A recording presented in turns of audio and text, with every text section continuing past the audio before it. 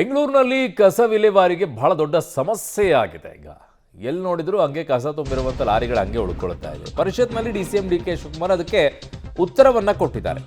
ಬೆಂಗಳೂರು ಕಸ ಅನ್ನೋದು ಒಂದು ಮಾಫಿಯಾ. ಬೆಂಗಳೂರು MLAಗಳಿಂದ ಕಸದ ವಿಚಾರಕ್ಕೆ ಬ್ಲ್ಯಾಕ್ ಮೇಲ್ ನಡೀತಾ ಇದೆ. 3 ದಿನಗಳಿಂದ ಮಹದೇವಪುರದಲ್ಲಿ ಕಸದ ಗಾಡಿ ನಿಂತಿವೆ. ಬೆಂಗಳೂರು ವ್ಯಾಪ್ತಿಯಿಂದಲೇ ಕಸ ಹೋಗಬೇಕು ಅನ್ನೋದು ನನ್ನ ಇಚ್ಛೆ. ಬೆಂಗಳೂರು ಹೊರಗೆ ಕಸ ಹಾಕಲು ಜಾಗವನ್ನು ಹುಡುಕ್ತಾ ಇದ್ದೇವೆ ಅಂತ ಪರಿಷತ್ನಲ್ಲಿ ಡಿಸಿಎಂ ಡಿ.ಕೆ. ಶಿವಕುಮಾರ್ ಅವರು ಉತ್ತರವನ್ನ ಕೊಟ್ಟಿದ್ದಾರೆ.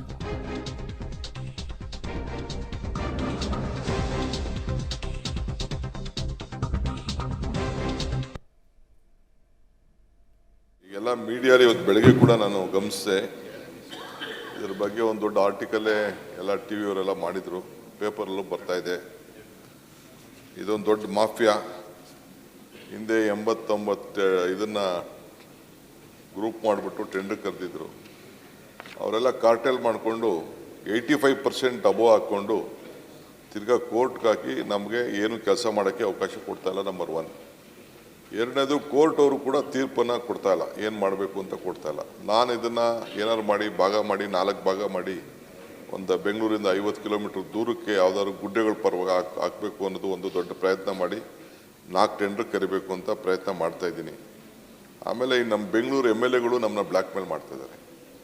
I don't want to name them. I am telling you fact. ಎಲ್ಲ ಪಾರ್ಟಿಯವರು 800 ಕೋಟಿ ರೂಪಾಯಿ ಅಂತೆ.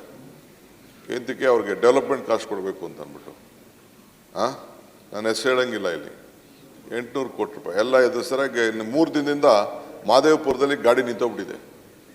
ಇವತ್ತು ಬೆಳಗ್ಗೆಲ್ಲ ಟಿವಿಲೆಲ್ಲ ತೋರಿಸ್ತಾ ಇದ್ರು ಗಾಡಿಗಳನ್ನೆಲ್ಲ. ನಾನು ಜಿಮ್ಗೆ ಒಂದು ಇದನ್ನು ಥ್ರೆಡ್ಮಿಲ್ ಮಾಡೋಣ ಅಂತ ನೋಡಿದೆ. ಅದು ನೋಡ್ಬಿಟ್ಟು ಹಂಗೆ ಕೂತ್ಕೊಬಿಟ್ಟೆ, ನಾನೇ ಸುಸ್ತಾಗಿ ಕೂತ್ಕೊಬಿಟ್ಟಿದೆ. ಸೊ ಹಿಂಗೆ ದೊಡ್ಡ ಸಮಸ್ಯೆ ಇದೆ. ಸೋಮವಾರ I will give a detail reply. ಸೋಮವಾರನೇ ಇದ್ರ ಬಗ್ಗೆ ಒಂದು ರಿಪ್ಲೈ ಮಾಡ್ತೇನೆ.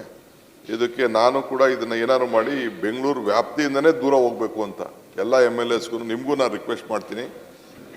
ಈಗೆಲ್ಲ ಮೀಡಿಯಾಲಿ ಇವತ್ತು ಬೆಳಗ್ಗೆ ಏರ್ಪೋರ್ಟಿಗೆ ಜಾಗ ತಗೊಳ್ಳೋ ರೀತಿಯಲ್ಲಿ ಇದಕ್ಕೂ ಒಂದು ಜಾಗ ತೊಗೊಂಡ್ಬಿಟ್ಟು ಕಸದ ಜಾಗ ಅಂತ ಇಟ್ಬಿಡಿ, ಅಷ್ಟೇ, ಇನ್ನೇನಿದೆ.